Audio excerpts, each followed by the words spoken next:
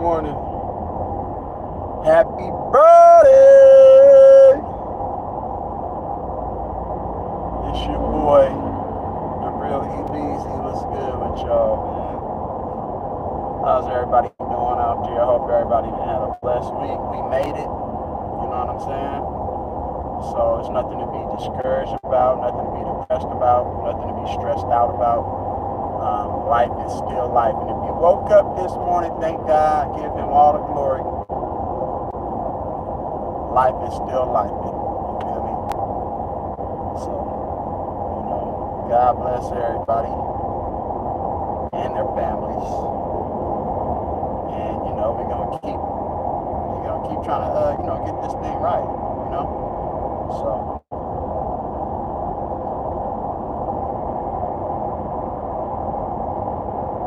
But at the end of the day, Klay is still Klay at the end of the day.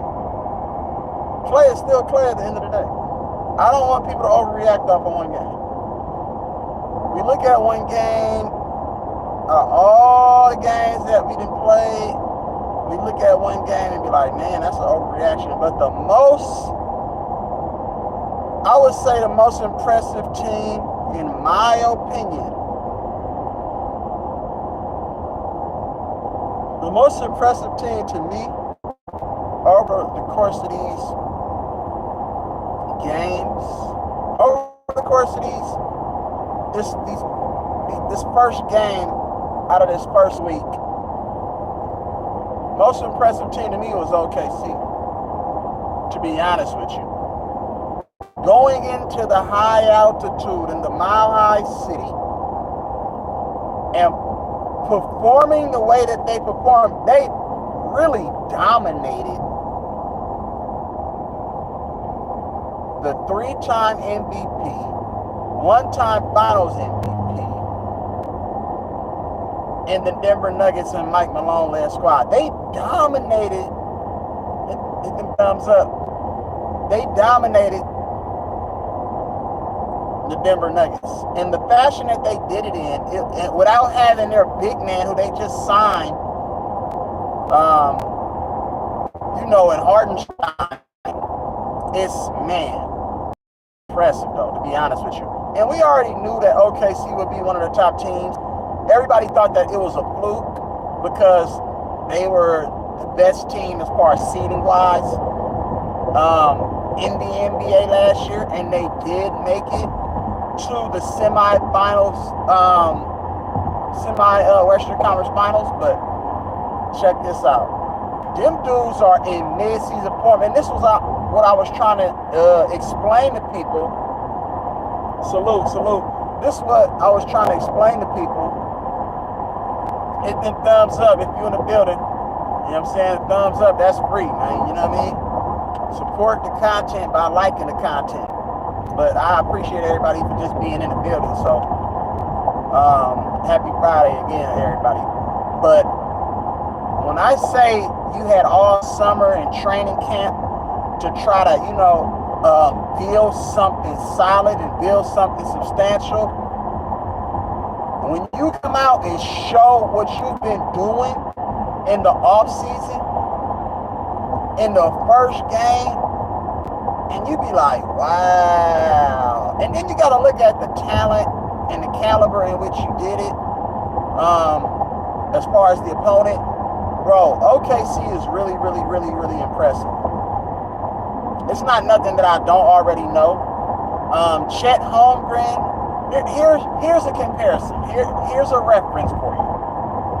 Chet Holmgren and Shai Gilgeous-Alexander will be a better duo in OKC than Kevin Durant and will be a better duo than Kevin Durant and Russell Westbrook. So you got guard, 6'4" or higher, and then a 7-footer. I think that duo will be better than the duo than Kevin Durant and Russell Westbrook. I think they'll be able to accomplish more in the time that they are together compared to the time that Kevin Durant and Russell Westbrook was together. Let's just be honest.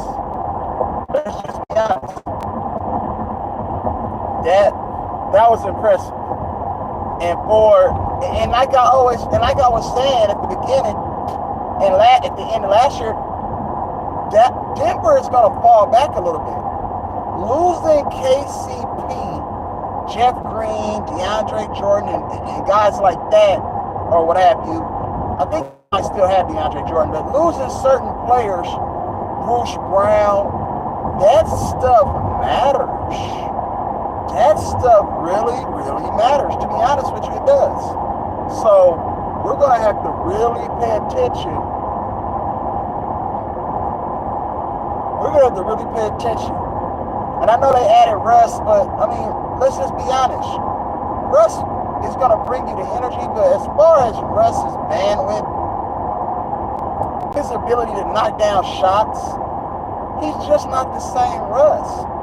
But Russ is still going to, you know what I'm saying, go 100 miles an hour or so because he has that supreme athleticism. But at the end of the day, man, the Joker can't do everything. You know what I'm saying? He still is not a good defender.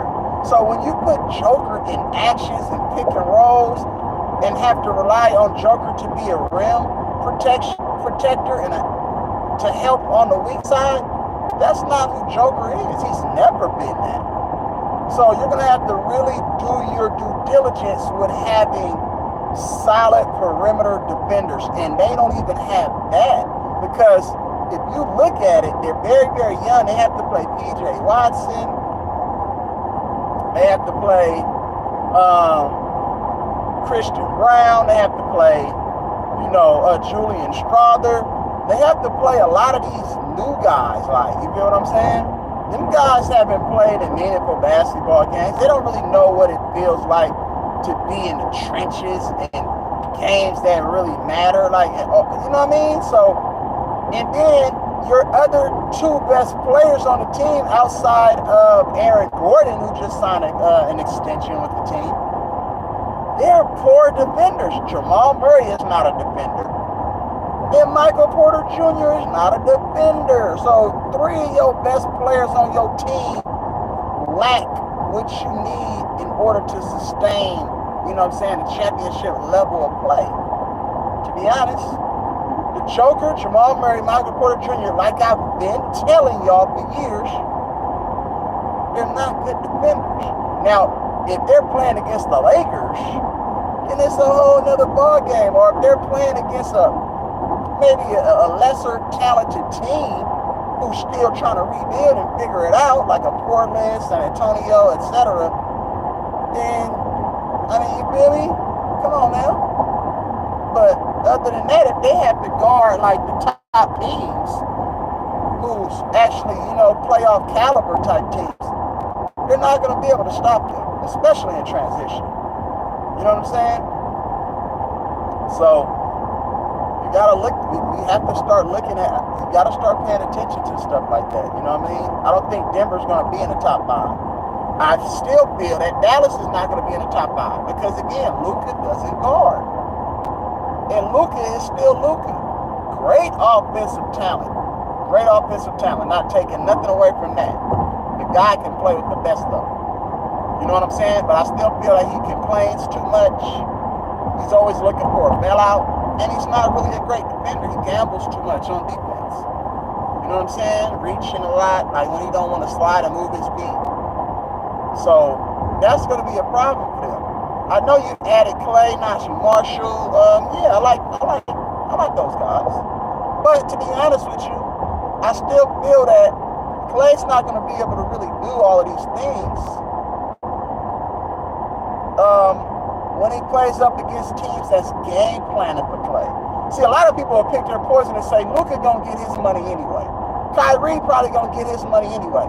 Let's just shut down the key pieces that's gonna help them win games. If we can shut down P.J. Washington,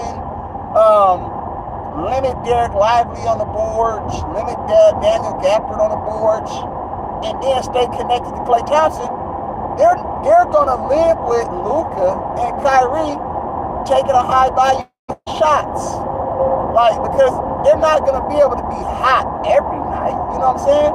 But if you know that Kyrie Irving and Luka's gonna get their points anyway, Why would you leave someone like a Klay Thompson wide open? The San Antonio Spurs left Klay Thompson wide open in that game yesterday.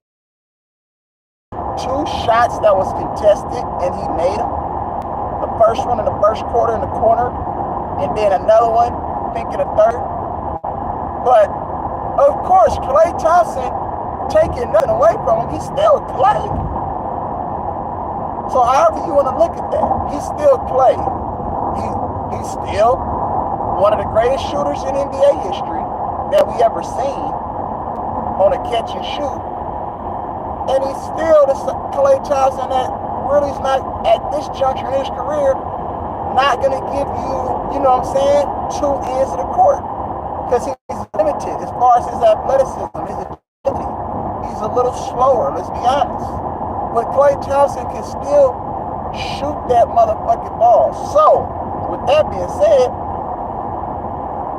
if Dallas can get him the ball in spots where Klay is wide open, then shit, hell yeah, he's gonna be able to knock that shit down. That's a warm-up shot. He knocked that shot down in his sleep. But you gotta look at teams as like, they know Klay Thompson. They know the Dallas Mavericks. They know what they like to do. Greg Popovich in San Antonio, they're not a good basketball team. If you watch their team play, they still do things and you feel like, man, these guys been around for 3 and 4 years. You would think that the Greg Popovich, his impact and his knowledge of the game and his teachings and his disciplinary actions would have kind of wore off on San Antonio. Having a couple veterans like Harrison Barnes, who's won a championship with the Warriors, Chris Paul, who's been in many meaningful playoff series in games and, you know, finals appearances, 1 final appearance.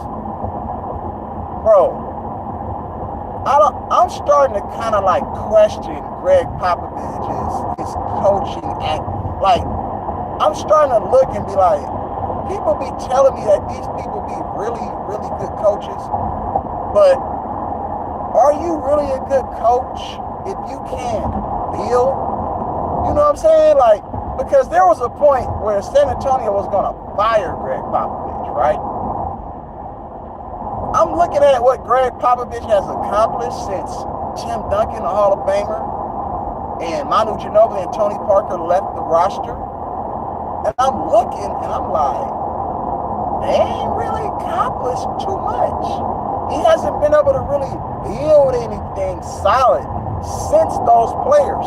So now you got to look at these coaches really are great because of the players. Like, you know what I'm saying? The players, when you have high IQ, high character, high skilled and talented players, sometimes that can carry bad coaching. But let's just be honest. That can carry bad coaching. That can carry bad coaching. And guess what?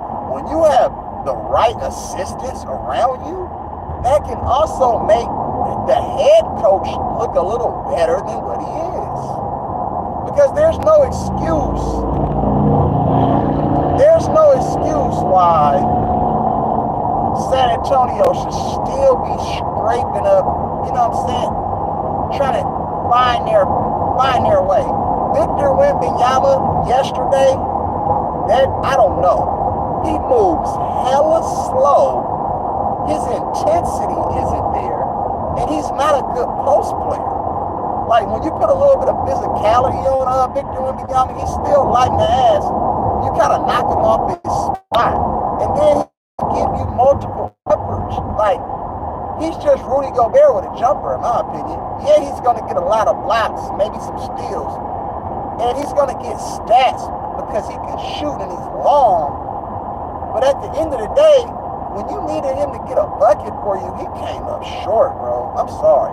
Chet Holmgren was more impressive, you know what I'm saying, yesterday in his 3rd year technically, but, you know, if we're counting playing his 2nd year. I thought Chet Holmgren was more impressive against a better caliber team. In a high altitude, I thought that Chet Holmgren was more impressive than Victor Wembanyama. You know what I'm saying? Like, real talk, y'all. I don't know. People be praising certain players, and I'm like, okay, he's a unicorn, okay. But like, what are you really saying to me though? He has slow feet. Like, you feel? They was getting whatever they wanted on it. Daniel Gapper, there was a play in the game where Daniel Gapper went into his chest and hit a little baby hook over the top of him, and he's way bigger than Daniel Gapper. I'm like, bro, if you let Daniel Gapper bunk you down there, bro, you don't stand a chance. You just don't. Who is he? Is he gonna guard Luka? I mean, is he gonna guard the Joker? He for damn sure can't guard the Joker. Victor Wembanyama can't guard the Joker. So let's just keep that 100. But I think other than that, you know what I'm saying? Outside of those things that I named, man, it's going to be interesting in the West, you know, because teams have gotten better. It's a tough test tonight in another high altitude situation in Salt Lake City, in those mountains for the Warriors tonight, because you know Utah play the Warriors good every year, but Utah is still rebuilding. They're young. They got a couple vets over there, Jordan Clarkson, John Collins. You know what I'm saying? But they're still young in their own right. Young head coach. You know what I'm saying? But they got a really, really good team. So we'll see, you know, what happens with them tonight. But I feel like the Warriors are one of the better teams in the NBA, but just because they have the talent, they have the experience. You know what I'm saying? So they have better assistant coaching now. You feel what I'm saying? So we'll see what happens with that, though. But Boston Celtics is on another level.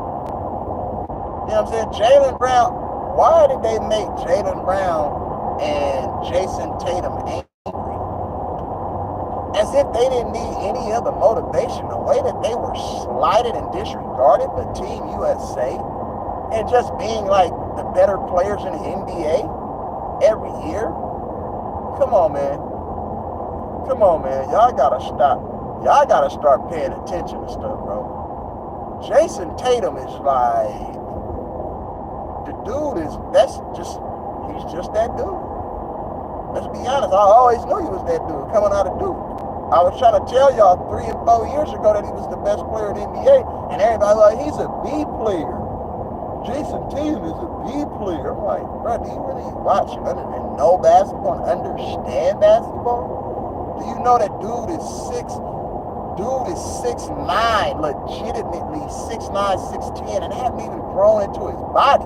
And the things that he was doing as a rookie, I was like, man, the way he moves his handle, the way he can create shots, come on, man. Y'all better stop playing with Jason Tatum. That dude ain't out here just playing around with people. That man out here trying to cement his place in history right now. Right, you feel me? That boy trying to go get it. Him and Jaylen Brown. Shit, Jaylen Brown gonna be the first motherfucking player / president nigga that we ever seen. That's way more impressive than what LeBron did. Shit, nigga, he can help teach LeBron nigga how to speak to the media. You feel me? And get your motherfucking story straight, cause you a walking contradiction, bro. I'm just gonna keep that 100. So that's just what it is. But, you know, impressive game for Klay. We're proud of Klay. But at the end of the day, bro, Klay is still going to be Klay. Like, you know what I'm saying? When you get older, bro, you get settled in your ways, bro. I don't give a fuck what situation you in. When he start missing shots, bro, and he start turning the ball over, then niggas going to be speaking a whole different tune. Don't try to make it seem like the Warriors did Klay wrong. No, nigga, Klay was egotistical. Klay didn't want to accept the lesser role because he's getting older and he can't do the things that he used to do. Because if he did, nigga, he wouldn't have went motherfucking 0 for 10 last year against Sacramento. Let's just call it what it is. Nigga, he wouldn't have went 0 for 10 against Sac. What are we talking about here? Nigga, where was that motherfucking Klay Thompson in the last 2 years, nigga? We was getting bounced off the motherfucking playoffs in the play-in game. Where was Klay at then? That's all I want to know. He still had the ball. He still got good looks. Shit, he still had wide open jump shots, which he missed. So what's the excuse? It don't matter if you're playing with motherfucking, it don't matter if you're playing with motherfucking, Luka and Kyrie. Nigga, you playing with Steph Curry and Draymond Green. And other like in Kuminga and all these other guys, nigga, you still gonna get shots. Shit. Klay is still gonna get shots, bro. It's the NBA. Niggas don't really play defense like that anyway. But when niggas really do play defense, you see it's a different ball game. Certain players in the NBA are not good when you put real defense on them. They're just not. When you allow a motherfucker to have pace and space, you know what I'm saying, and you can't touch them, of course you're gonna be good. You're comfortable. What NBA player is not gonna be good when they're not comfortable? Or when they're, you know what I'm saying, when they're comfortable. You tell me. I just want niggas to tell me. Can y'all tell me? Can anybody tell me right now? Can anybody tell me? Just think about it. What NBA player you know who's a good NBA player, super skilled, you know what I'm saying? It's gonna be garbage when they don't have the freedom of movement in the space to do what they want to do. When you close that motherfucking air gap though, when you close that air space, then you tell me how good they really are. That's all I want to know. Can anybody explain that to me? How good are you really when that defense is all up in you? When you got to be creative, when you got to go get in your bag, when it's not easy? Tell me. Because I only know a couple of different, it's only a motherfucking like 10 players in the league in the last motherfucking 10 years that could go get creative and go get a bucket. In the last 25 years, it's only like 15 players, nigga, that can go get you a bucket when it's stressful, when you got 2 to 3 people hovering over you. Because you know why? Motherfuckers is that raw. That's how you know a motherfucker who raw. A motherfucker who ain't gonna defer and try to pass up shit. A motherfucker who can rise up over 2, 3 contested people and knock down shots consistently at a high rate. I'm telling you. I better pay attention, bro. I know y'all want to praise motherfuckers, bro. It's one game. We ain't gonna overreact or underreact, nigga. We ain't overreacting or underreacting. It is what it is. You feel me? So salute, Mavs chip season. What's good with it, real too, Smeezy?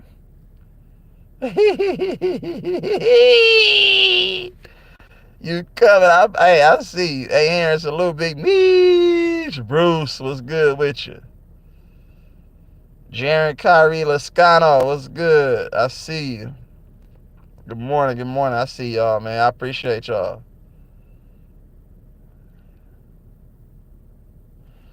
Yeah, Bruce, I don't overreact to one game by Klay Thompson. You see in the interview, he was hella happy.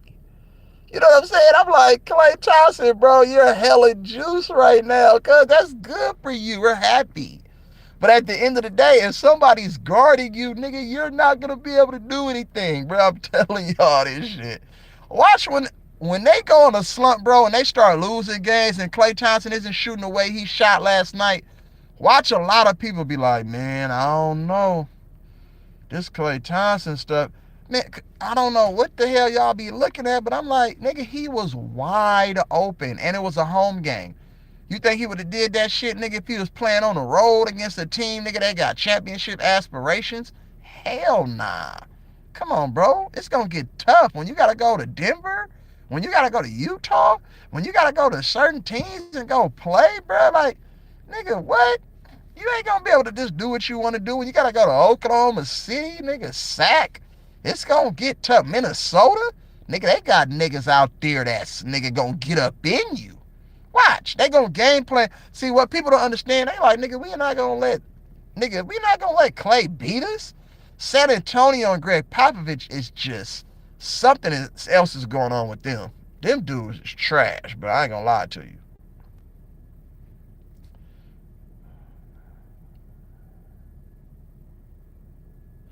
We not gonna overreact or underreact. It's just one game, too smart. But I'm happy for y'all. I'm happy for you though, bro. Your squad gotta win. That's good. You know what I'm saying? Luka didn't necessarily shoot good yesterday. Luka didn't really have a good game, bro. He scored his 28 points and got his numbers, but he didn't really shoot well, is what I'm saying. He made some threes here and there, though, but he didn't really shoot well. Kyrie, Kyrie played okay. You know what I'm saying? You know what I'm saying? But they didn't really do too much. But you got to look at, Jaden Hardy was good. JJ Hardy. And then you had um, PJ Washington was kind of subpar. Klay Thompson was cool. And then, Derek Lively chipped in with, a big game. You know what I mean? But other than that, bro, I mean, they didn't really do too much. Like, you feel what I'm saying? So, but we gonna see. We gonna see. But salute to all of y'all, man. It's time to go do what we do. Those who have 9 to 5s or 6 to 2s and all that other good stuff. But I appreciate y'all, man. But yeah, a little recap though. Oh, and it's a pool party this year. Don't think I done hopped off the Jordan Poole train, nigga. Jordan Poole still that dude, cause he gonna have a great season in my opinion. So the team ain't gonna be that good because they don't have no real coaching over there. But you know what I'm saying? And they're super young. You feel me? But they are building towards the future. I would say that. They have some nice little young rookies, like, you know what I'm saying? Koulibaly. They got motherfucking Alex Sarr. They got who else they got? Oh, they got Carrington. You know what I'm saying? They got Bud Carrington. They got some nice players over there. They're just young. I don't know. They might need to come up off of Kuzma. I think Kuzma is holding them back. They probably gonna have to come up off of Kuzma and just let Jordan Poole run the show. Corey Kispert, who just signed his rookie extension. So they got some talented players. They probably just need to get a big, maybe. Maybe they could go get a JaVale McGee, a veteran that could teach the younger guys how to be, you know what I'm saying, pros and share his experiences being a younger guy in the league, you know what I'm saying, and all his transgressions. So we'll see what happens with that though. But I think that they are building towards, the future, but I just feel like they still need better leadership. They need a coach that's going to really discipline them, teach them how to be, men on and off the court, and help them grow, you know what I'm saying, player development. So we'll see what happens, bro. Okay. Yes, sir. I appreciate everybody for tuning in. Make sure y'all hit them thumbs up if you haven't done so already. I appreciate you, bro. And you already know what it is, man. It's the real E-Leezy. Love, live life, smile, cry, laugh, man. Salute to my people. I hope everybody has a blessed, productive, prosperous day. For sure, too, Smizzle. I see you, bro. Appreciate you, Cuddy.